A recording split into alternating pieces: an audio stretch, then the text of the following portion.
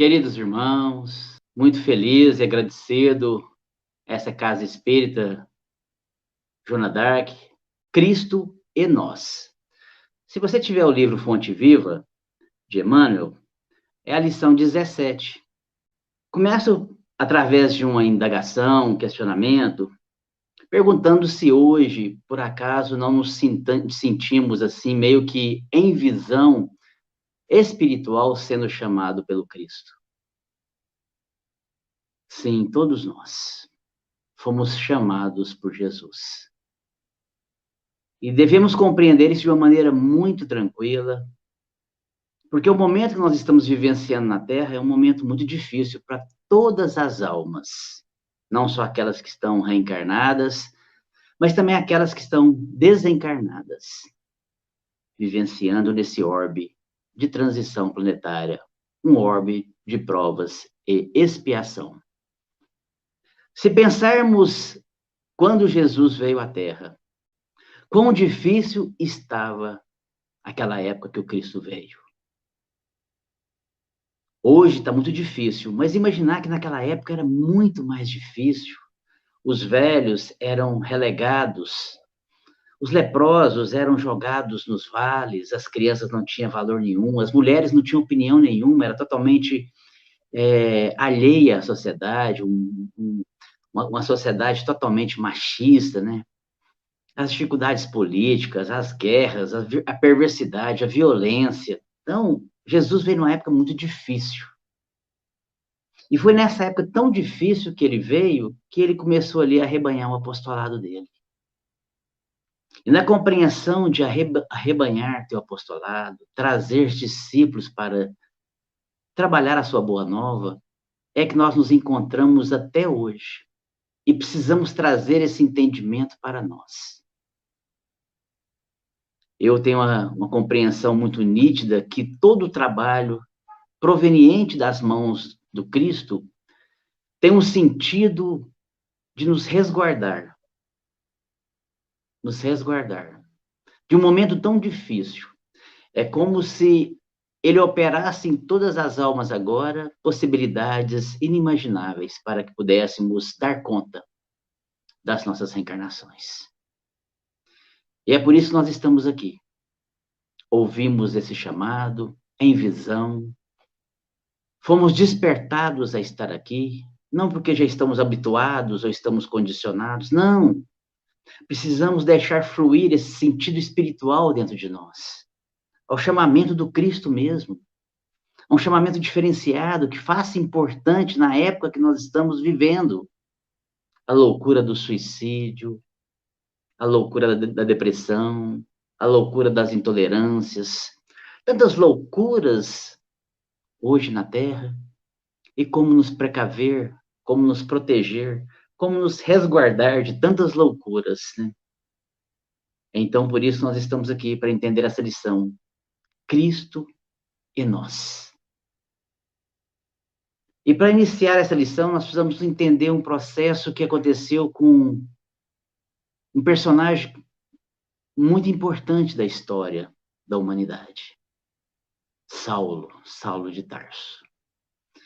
Lembremos aqui da obra Paulo e Estevão, na psicografia de Francisco Cândido Xavier, em que nos conta que a porta de Damasco, aquela criatura, no sentido de muito orgulho, de muita, no estágio de loucura, por assim dizer, devido àquela perseguição que ele trazia em relação aos cristãos, em relação ao próprio Cristo. Ele que tinha ido a Damasco prender, aniquilar, se possível, os cristãos que ali estavam, dentre eles, Ananias. E ali naquele momento, à porta de Damasco, Saulo, então, ele tem um encontro com aquela luz espiritual do Cristo, em que ele literalmente cai do cavalo. E ali Saulo recebe do Cristo uma pergunta muito profunda, que faz ele estremecer as suas bases. Saulo, por que me persegues? Persegues. Por quê? E ele, então, já cometido de uma consciência, naquele momento, naquela circunstância, dirige a Jesus e pergunta: que queres que eu faça? É interessante que, naquele dado momento, algo muito grandioso espiritualmente estava já iniciando, estava transformando, estava redirecionando a vida de um personagem importante para a história.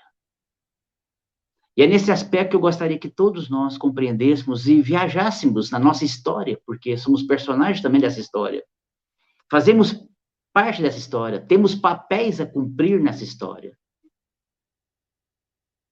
E é então que essa criatura começa já a sentir um processo pedagógico que se iniciava modificando o seu corpo fisiológico, através de uma pedagogia, de fazê-lo não mais perceber com os olhos físicos aquilo que ele conseguia ver e buscar através da visão.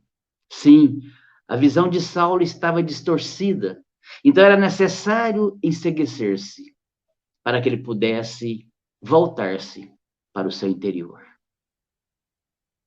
E assim Saulo fica cego. Fica cego e aquela pergunta ainda ressoava dentro do seu íntimo: que queres que eu faça?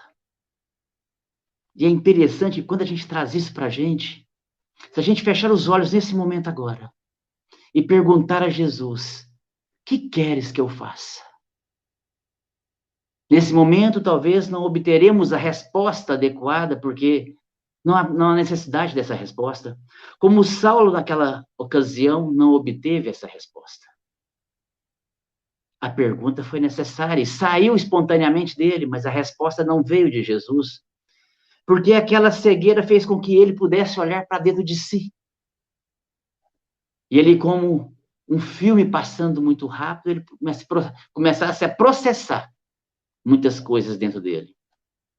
E eu acredito intensamente que é esse processo que acontece com todos nós, num dado momento de alguma reencarnação. Nós somos levados a nos enceguecer, a voltarmos para dentro da gente, de cada um de nós, e espiritualmente começarmos a percebermos possibilidades que a gente não enxergava, porque os olhos materiais não nos deixavam enxergar um palmo sequer à nossa frente, espiritualmente falando. E é por isso que nós estamos aqui. Por isso, indaguei e fiz a reflexão inicial do chamamento através dessa visão espiritual do Cristo, chamando cada nome que está aqui presente. Porque dias difíceis estamos passando. E não só pelo fato de guerras bélicas acontecendo, não só pelo fato de pandemias acometendo a humanidade. Não. É porque a grande virulência, a grande crise, a grande guerra está dentro de cada um de nós.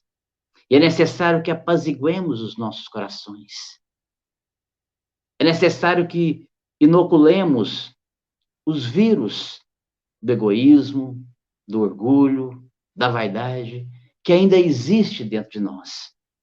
E nós precisamos ser vacinados espiritualmente. E é por isso que nós estamos aqui com essas possibilidades de agora, talvez enceguecermos por alguns minutos desse mundo material que nos corrompe, a todos nós, e voltarmos agora para o espiritual. Que mesmo em 45 minutos, algum tempo que nós estamos dispondo aqui agora, irá mexer com o nosso íntimo da nossa alma nesse momento. É o Cristo em nós. Emmanuel nos sugere a possibilidade mais simples, mais sutil, mais possível de caminharmos com Cristo. Cristo em nós. Talvez para o futuro, certamente sentirmos o que então já não Saulo, Paulo de Tarso, iria nos dizer um pouco mais adiante. Não sou eu mais que vivo, mas o Cristo que vive em mim. E é interessante nós adentrarmos um pouco nessa possibilidade agora aqui, porque o motivo é justamente esse, nos fortalecer com Cristo. Mas o jeito de fortalecer é estando junto a Ele. Por isso essa lição tão importante de Emmanuel no Fonte Viva, Cristo e nós. Onde ele começa nos falando, os homens esperam por Jesus, mas Jesus espera igualmente pelos homens. É interessante Emmanuel colocar que Jesus espera igualmente. Igualmente porque não tem diferenciação por ser crístico e nós estarmos na condição ainda de princípios inteligentes, mas ele espera na sua simplicidade por nós. Do jeito que cada um é hoje, com seus dilemas, com as suas questões, com as suas dificuldades, com as suas imperfeições, com as suas más inclinações, com seus vícios vários. Todos nós. Jesus está esperando por nós, para que possamos caminhar com Ele. E nesse sentido, compreendermos que é esse caminhar com Ele que vai nos resguardar de darmos conta de passar por momentos tão difíceis, as quais estamos passando aqui agora. Eu tenho certeza que você, meu irmão, você, minha irmã, está sentindo isso agora. Não se atenha ao Alexandre, mas se atenha às palavras que saem da minha boca, para que você possa utilizar em favor de você e fazer a sua trajetória nesse momento, encaminhando mais próximo do Cristo. Esse que agora está nos munindo de fortalecimento, de encorajamento, de fé, de esperança, para que não possibilitemos uma queda em qualquer momento dessa existência, as quais têm acontecido com muitos na Terra, através das loucuras da depressão, da ansiedade, e loucuras que têm levado a muitos a aniquilarem a tua existência através do suicídio. E é por isso que nós estamos aqui, para que possamos nos resguardar. Então, Jesus espera por nós do jeito que nós somos. E é preciso trabalhar esse sentimento de culpa que carregamos, a dificuldade de auto nos perdoarmos. E agora, do jeito que nós somos, irmos até Ele, porque Ele espera por nós. Como Ele fez com aqueles discípulos, discípulos com dificuldades financeiras, discípulos com dificuldades de relacionamento, discípulos com dificuldades intelectuais, ali discípulos que tinham um monte de dificuldades a vencer, de vícios, de tentações, de más inclinações, todos eles. Tanto que nós sabemos, tamanha má inclinação, tamanha dificuldade em lidar com as suas questões interiores que negaram, traíram, fugiram, abandonaram o Cristo. Nós sabemos. Mas o que é interessante é a gente imaginar que esses mesmos que traíram, esses mesmos que negaram, que fugiram, passaram a ser almas muito maiores em momento posterior. E é o que nos espera também. É o que nos espera a todos nós. Por isso nós estamos aqui, aprendendo e fortalecendo nessa lição. E é por isso que Emmanuel traz, extraído dos Atos dos Apóstolos, um trechinho muito pequeno, para a gente compreender essa explicação de Emmanuel adiante. E disse-lhe o Senhor em visão, Ananias, e ele respondeu, eis-me aqui, Senhor. Compreendemos agora por que e para que estamos aqui. O Cristo em visão nos chama a todos, porque Ele espera pelos homens. Eis-me aqui, Senhor. Com dificuldade, com medo, com desesperança, com fragilidade, com vacilos, com orgulho, com egoísmo, imperfeito do jeito que somos. Eis-me aqui. Estamos aqui. No lugar mais adequado que poderíamos estar no dia de hoje. Através desse chamamento misericordioso de Jesus.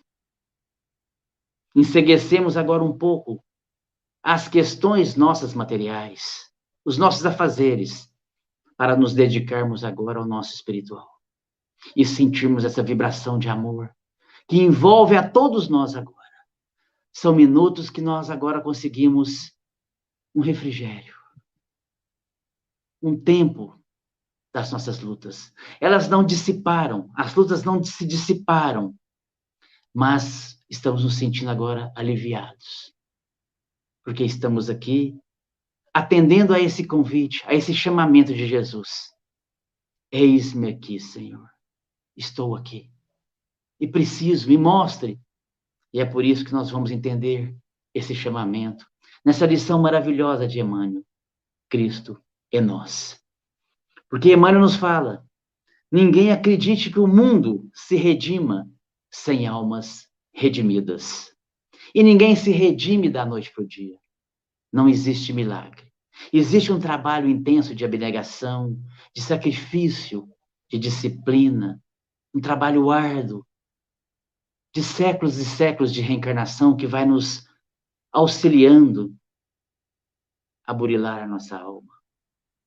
Através de cada um, desenvolver possibilidades de ir se melhorando, se aperfeiçoando. Afinal de contas, essa é a nossa destinação. Esse é o determinismo de Deus para nossas vidas, a nossa perfeição. E é por isso que nós temos que nos alegrar e entendermos que os processos que estamos passando aqui agora são processos necessários para nos despertar esse eis-me aqui. Quantos de nós, se não fosse o processo doloroso em que vivenciamos, estaríamos aqui? Se a nossa vida tivesse um pouquinho melhor, talvez nós não nos encontraríamos aqui hoje. E é por isso que nós estamos aqui.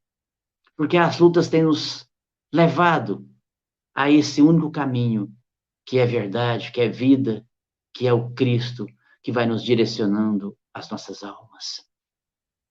E para compreender um pouco mais acerca desse encaminhamento do Cristo para todos nós, é necessário que todos nós nos dirijamos agora lá para o capítulo 20 do Evangelho segundo o Espiritismo, os trabalhadores da última hora. Sim, irmãos, nós estamos aqui agora fazendo um grande trabalho de última hora. Não estou falando do trabalho externo, das construções externas. Não, estamos falando do trabalho interno, daquele trabalho de burilamento, de melhora, de aperfeiçoamento, à custa de muito sacrifício, de muita dor. E é por isso que ele se torna cada vez mais consistente. Porque os processos que nós atingimos essas possibilidades são dolorosas, são aflitivas, é a base de muita luta, de muito sacrifício. E é isso que nos torna esses seres mais fortes a lidar com as situações e as circunstâncias da vida. E a gente respira esse halo do Cristo, para que possamos dar continuidade. E quando olhamos esse capítulo 20, Trabalhadores da Última Hora, a gente percebe que Kardec começa com a parábola da vinha. Quão maravilhosa é essa parábola. Como esse momento tem que nos fazer entender essa parábola, na simplicidade que ela nos traz tantos direcionamentos. Não é? E é por isso que a gente linka essa parábola com essa lição de Emmanuel, Cristo e nós. Porque Jesus utiliza de formas tão surpreendentes para nos levar a uma destinação maior, a cumprir nossos papéis reais nessa existência, sem que às vezes nós nem percebamos que estamos sendo dirigidos por esse governador espiritual. Basta ver que Jesus, num dado momento ali, enceguece, Saulo de Tarso, porque precisava voltar-se para os seus olhos espirituais e olhar para dentro de si. E fala para ele entrar dentro da cidade e procurar determinada hospedaria. Naquela hospedaria, Jesus já tinha convocado Ananias, que sem saber qual seria o seu papel diante daquele cenário, ele simplesmente se prontificou, ele aceitou, ele obedeceu. Ananias iria curar Saulo da sua cegueira.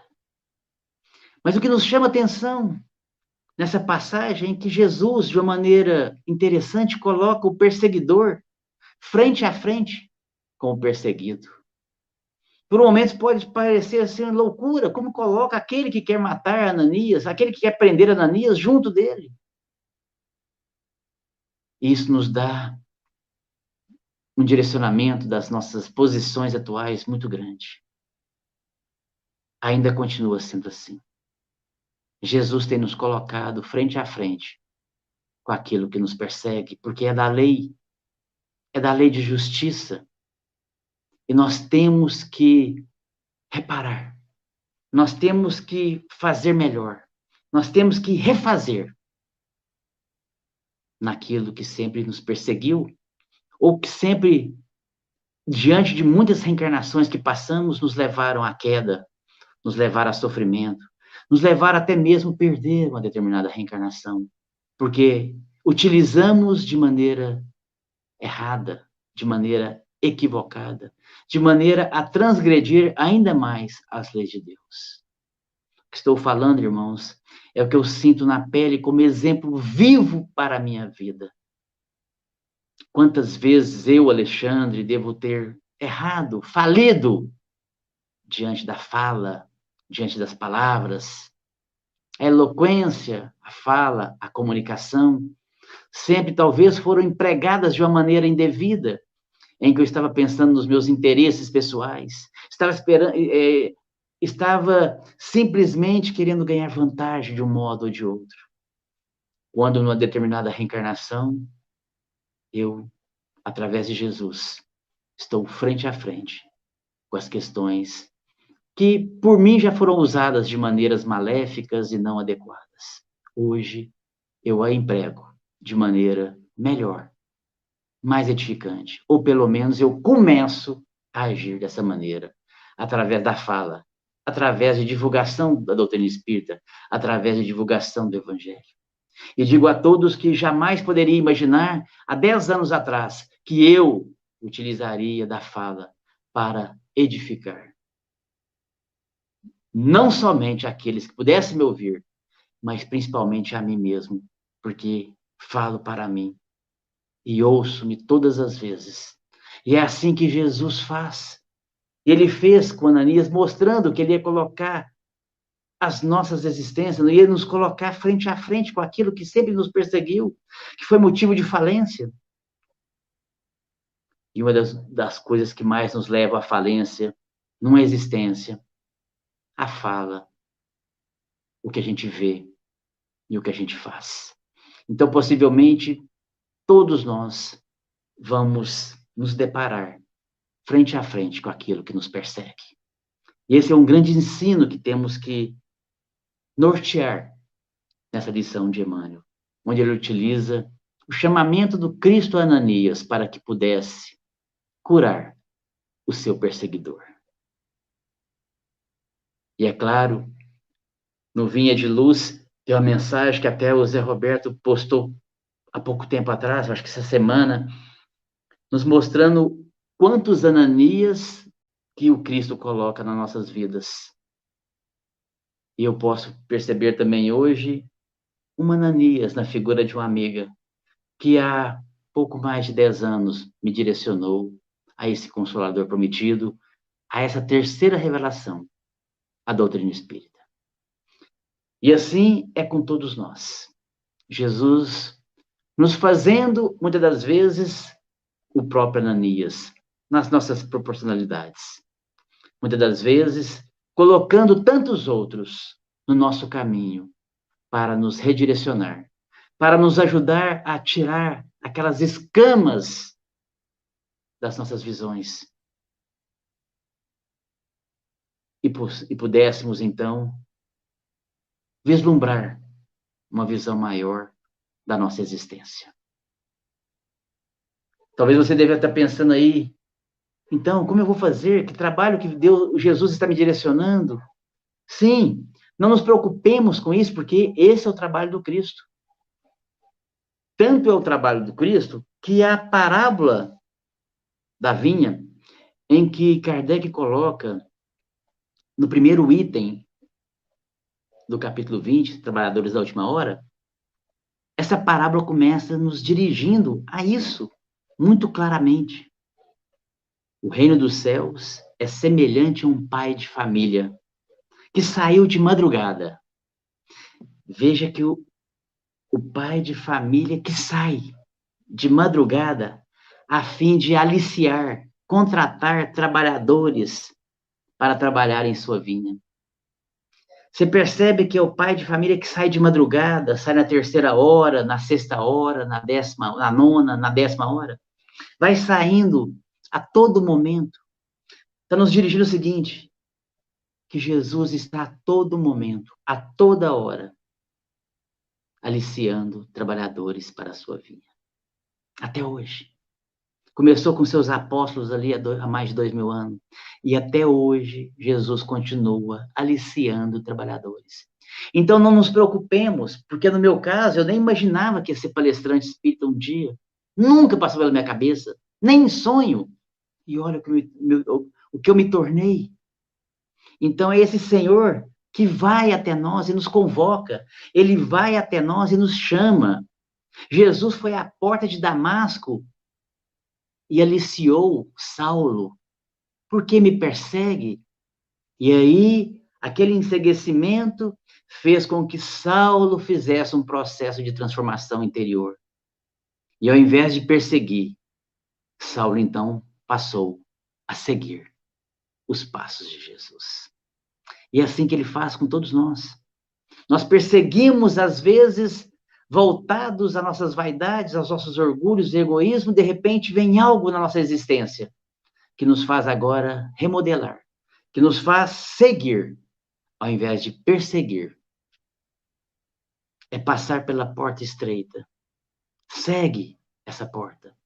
E vai abandonando gradativamente a porta larga, que nos leva e sempre levou à perdição. Então, a parábola da vinha é muito clara de já no comecinho a gente entender. O pai de família saiu para aliciar. Ele que vai. Ele que está aí te tocando. E lembremos que a vinha do Cristo é enorme.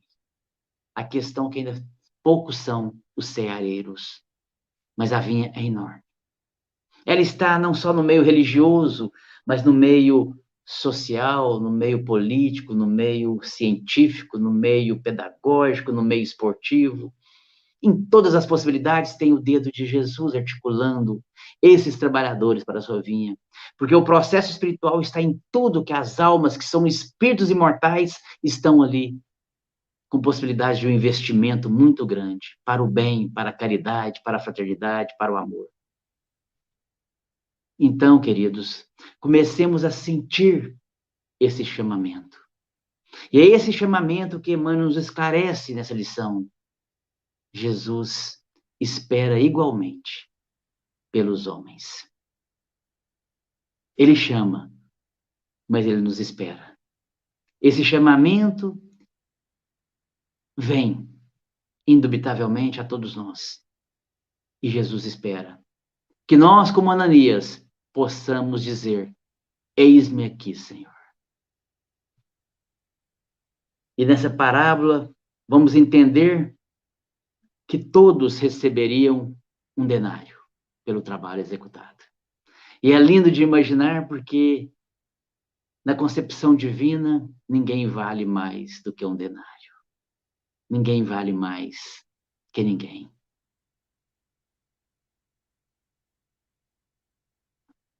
Isso é para a gente perceber o seguinte: nessa vinha, Você pode ser um simples encarregado de alguma coisa muito pequena. Tem o mesmo valor daquele que talvez possa estar fazendo algo maior. Isso aqui é bonito no trabalho para o Cristo e com o Cristo. Nós valemos o mesmo tanto.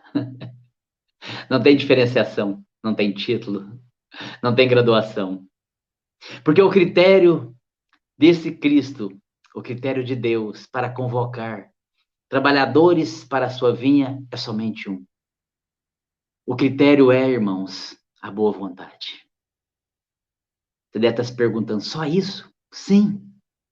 A doutrina espírita nos esclarece que o critério de Deus para contratar trabalhadores para a sua obra é só um: boa vontade. E já falhamos muito nesse quesito. E o instrutor Constantino, na página seguinte, nas instruções dos Espíritos, ele vai nos falar, lá no finalzinho, desde quantos séculos e séculos e séculos foram chamados para trabalhar na vinha do Senhor, sem que nela tenha querido entrar. Irmãos, muitas reencarnações. Nós negligenciamos, ignoramos, não importamos com nada disso. Hoje já estamos num patamar diferente. Já estamos mais adiantados, entendendo essa proposta do Cristo em nós. Porque ela tem um sentido, esse trabalho. Imagina você trabalhando numa vinha, você vai se ocupar tantas horas naquele trabalho. A sua mente vai estar voltada para aquele trabalho. Mente voltada, coração despertado. Olha o resguardo. Olha a posição resguardadora das questões que estão aí estão avolumadas no mundo, designadas loucuras terrenas, a loucura do materialismo. Não é verdade que quando trabalhamos para o Cristo, nós nos distanciamos um pouco desse materialismo que nos corrompe? Trabalhando na vinha do Cristo, nós começamos a focar a nossa existência em algo espiritual. Trabalhando na vinha do Cristo, nós direcionamos o nosso espírito para algo que edifica. Gastamos o nosso tempo em algo que levaremos conosco, mesmo depois do nosso desencarne. E é esse valor que é representativo. É esse valor que nos faz livrar de muitas tentações, como descrita no final do Pai Nosso. Não deixeis cair em tentação. Tão difícil num jeito teórico, mas quando a gente trabalha na vinha, quando a gente dedica a algo maior, a gente tem mais força, tem mais coragem de suportar as tentações. E assim nos livra de todos os males, ou de quase todos, que existem dentro de nós. É por isso que esse trabalho se faz importante, é por isso que eis-me aqui é a proposta do Cristo para todos nós. Chegou para mim, chegou para Saulo, chegou para os discípulos, tem chegado invariavelmente para todos, porque esse Jesus é o governador espiritual, é ele que coordena os trabalhos, ele que coordena as reencarnações, ele que coordena tudo, todas as almas. Esse é o processo. E precisamos entendê-lo, aprofundar nesse processo, para que possamos verdadeiramente buscar. Quando as coisas estiverem muito difíceis, acharmos que não estamos dando conta, nós precisamos gritar o nome do Cristo e humildemente falar: eis-me aqui, Senhor. Me auxilie. O que queres que eu faça? Me envie um trabalho. Me desperte algo mais. Me fortaleça naquilo que pode me libertar desses pensamentos que ruminam a minha mente. E assim nós vamos trabalhando. Como esse agora. Como agora. É real, é real. Não é uma utopia. É uma realidade. É uma realidade. E diz Emmanuel, o mestre, para estender a sublimidade do seu programa salvador.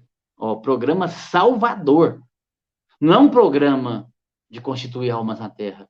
É um programa que salva. Aqui. Pede braços humanos que o realizem e intensifiquem. E, infelizmente, nós lidamos com uma situação muito complicada na Terra. E eu fui buscar no Vinha de Luz, na lição 37, intitulada Orientação. Aqui Emmanuel vai nos falar valiosos serviços e programas excelentes de espiritualidade. Olha só, a vinha do Cristo. Jesus chamando para a sua vinha. Experimenta um grave adiamento. Sim, mas esse grave adiamento não é da espiritualidade, é por parte de nós. Por quê? Esperando termina em súplicas inoportunas. Porque o que acontece com a gente aqui na Terra? Suplicamos tantas coisas voltadas à materialidade, aos bens terrenos, às nossas paixões. Nossa, é inúmeras, inenarráveis, tamanhas são. Suplicamos sim, nos achamos injustiçados, nos achamos vitimizados. Suplicamos, às vezes passamos uma reencarnação suplicando, suplicando. Tantas coisas que para essa reencarnação é inoportuna, porque não é o propósito, muitas das vezes, da nossa existência. Estou falando isso para mim. Para mim. Não é o propósito. Temos propósitos maiores. Olha, Saulo tinha propósito muito maior na vida dele. Ele estava perseguindo. E o propósito dele era seguir levando o evangelho. Percebe? É por isso que esses valiosos serviços experimentam essa grave esse grave adiamento. É adiado. Mas a obra não é adiada. É adiado devido à nossa conduta frente àquilo que nos chega. A obra jamais é adiada. A lei de progresso é inexorável.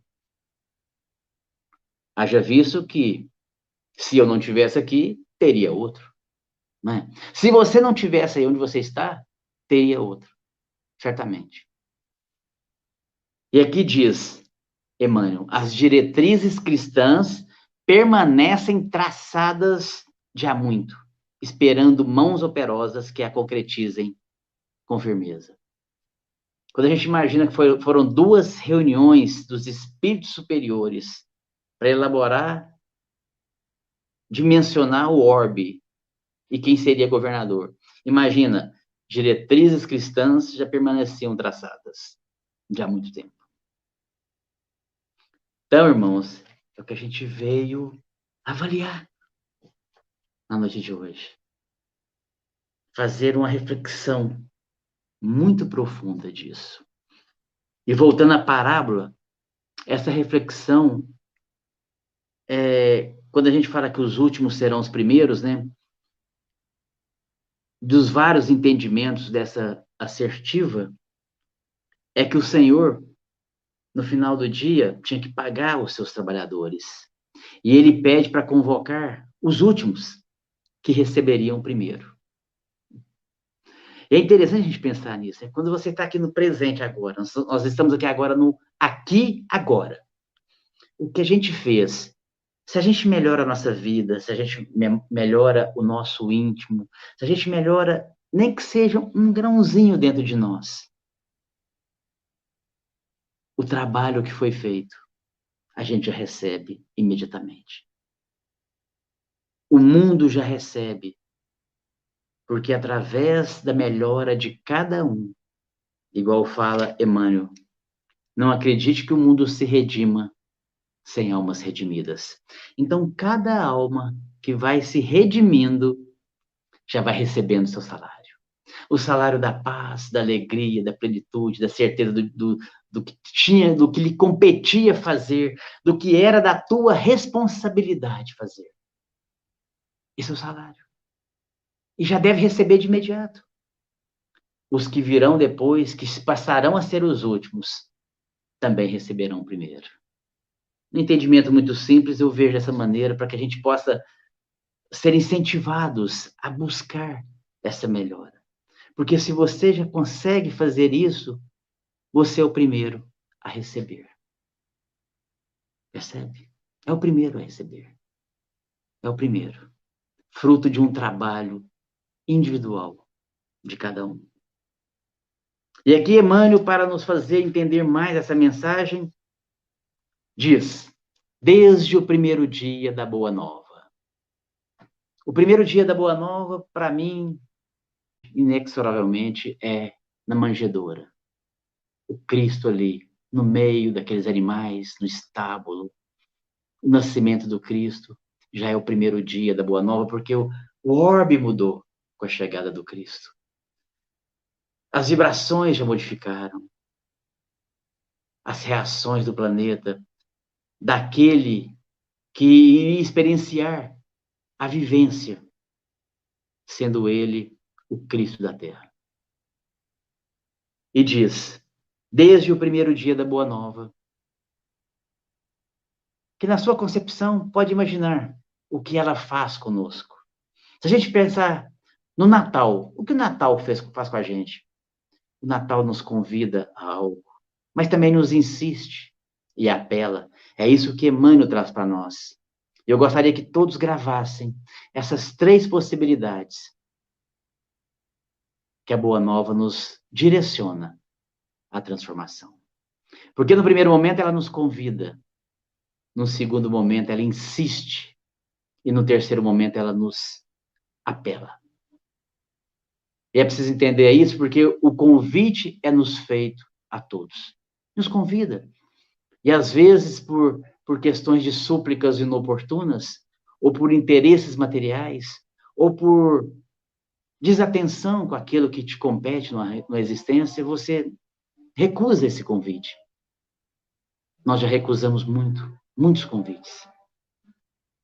Então, no segundo momento, insiste, porque o amor de Jesus é tão grande com as nossas existências, que ele insiste com a gente.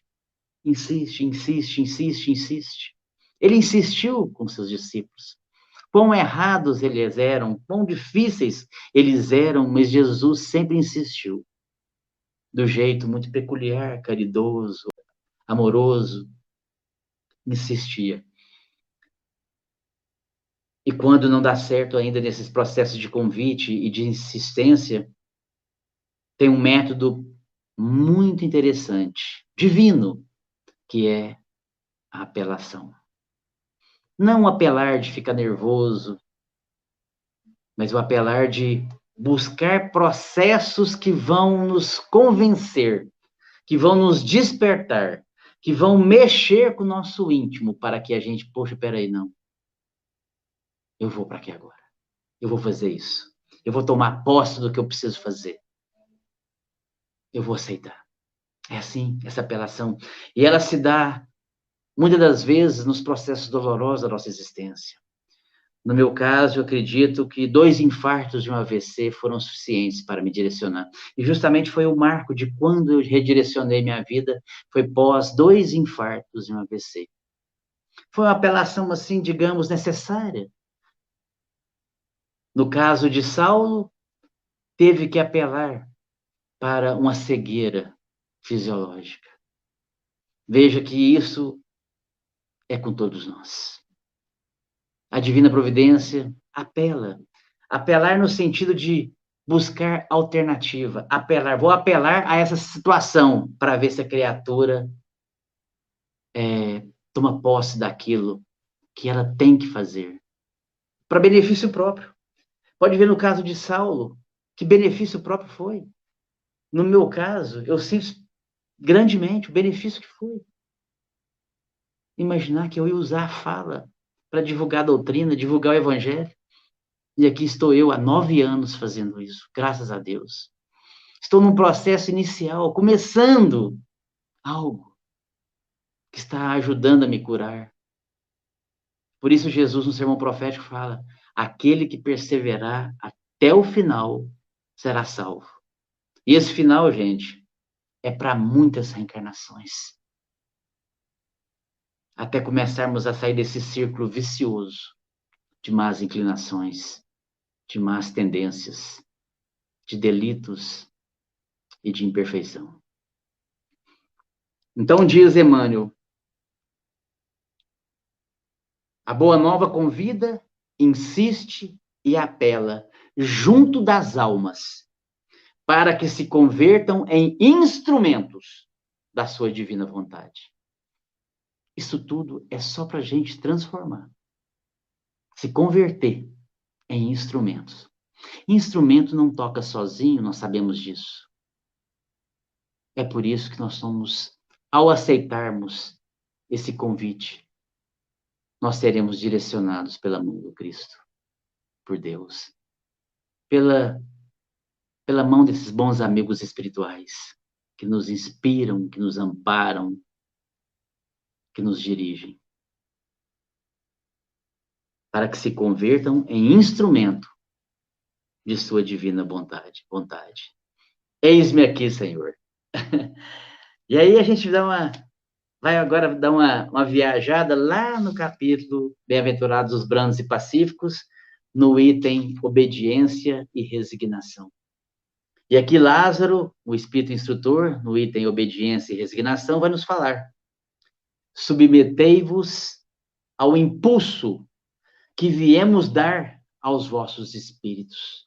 Eu acho tão lindo isso, quando ele nos remete à resignação. Quando a gente resigna, em tudo, tem ali a mão da espiritualidade, nos impulsionando os nossos espíritos. Aqui em Minas, a gente podia usar o termo, né, empurrão que eles nos dão, mediante a tudo que nos chega. Então, submetei-vos ao impulso que viemos dar aos vossos espíritos. Já andamos tão devagar em outras existências, não entendemos, não queríamos muitas coisas, então eles vêm agora, numa determinada reencarnação, nos impulsionar, os nossos espíritos.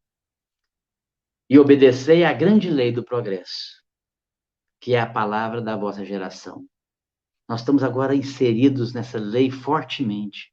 Não tem como desvencilhar dessa lei de progresso. Ela é necessária. Está muito maciça essa lei de progresso. É por isso que vem uma pandemia, para nos direcionar a uma lei de progresso. Às vezes vem guerra, como é descrito na questão do Livro dos Espíritos, para impulsionar o homem também à lei de progresso. Então, nós precisamos, e diz aqui, ai do espírito preguiçoso, daquele que fecha o seu entendimento. Veja, a gente sai desse estágio de preguiça, de ociosidade, de marasmo. E é isso que Ananias nos exemplificou e ensinou nessa mensagem. Porque ele se submeteu, ele foi obediente, e ele nem sabia qual seria a sua missão. Lá em Damasco, curar aquele que estava te perseguindo. Mas de uma maneira diferenciada, para que aquela perseguição não mais influenciasse ele negativamente. E assim acontece com a gente. Quando a gente entende, então, e aceita esses trabalhos para a vinha do Cristo. Emmanuel continua a nos dar o entendimento da necessidade da boa vontade em tudo que a gente faz. Veja seu coração aqui agora. Você está aqui com boa vontade? Porque eu estou aqui com a tremenda boa vontade. E isso faz diferença. Não é mais só uma vontade de ver uma live, de saber do Evangelho. É essa boa vontade que nos leva a sentir esse Evangelho. A boa vontade, ela nos sintoniza, equalizamos com o mundo espiritual, o mundo maior. E é por isso que Jesus sempre falava: ide e pregai, eis que vos mando. Tudo tem sentido, porque a transformação nossa, de certa maneira, mesmo que pequenininha, é uma pregação através do exemplo. É uma pregação. Mas quando a gente vai nas missões dos espíritos, que está lá no capítulo 20, Trabalhadores da Última Hora, missões dos espíritas. Espíritas, sacrificai a propagação do Evangelho, os vossos hábitos, os vossos trabalhos, as vossas ocupações fúteis. Vão, os Espíritos do Senhor estão convosco. E não é o que estamos fazendo aqui agora? Sacrificando essa propagação do Evangelho, hábitos, trabalhos, ocupações fúteis. Se você olhar para aqui agora, nós estamos fazendo isso. Estamos, de certa maneira, sacrificando em detrimento de algo maior. Esse é o trabalho do Cristo. Toda vez que nós fazemos isso, consolidamos em nós maior encorajamento, maior fortalecimento, para darmos conta das nossas questões, aquelas mais íntimas, que estão nos levando a algo que nos estava deixando a gente triste, uma reencarnação penosa, difícil, voltado tanto para aquela questão materialista, tão efêmera, que não tinha e não tem a mesma representatividade de tudo isso que nós estamos agora abarcando em espírito. Queridos irmãos, a construção desse mundo de regeneração está na mão de cada um de nós. Cada um recebeu um tijolinho muito modesto para compor a construção desse mundo de regeneração. Façamos a nossa parte, mesmo que pequena, mesmo que muito pequena, né? Como diz na parábola dos talentos, servo bom e fiel. Fosses fiel em pouca coisa, pouca, mas eu fui fiel àquilo que eu vim fazer em determinada reencarnação. Entrai na alegria, no gozo, no prazer do Senhor. E aquele Senhor se alegrou. Cristianismo significa Cristo em nós. Cristianismo não é uma nomenclatura daqueles que conhecem o Cristo, daqueles que sabem a história do Cristo, daqueles que divulgam, mas cristianismo é um poder que cada um obtém fazendo o que compete a cada um fazer. Que Jesus nos abençoe. Eu agradeço muito a essa casa,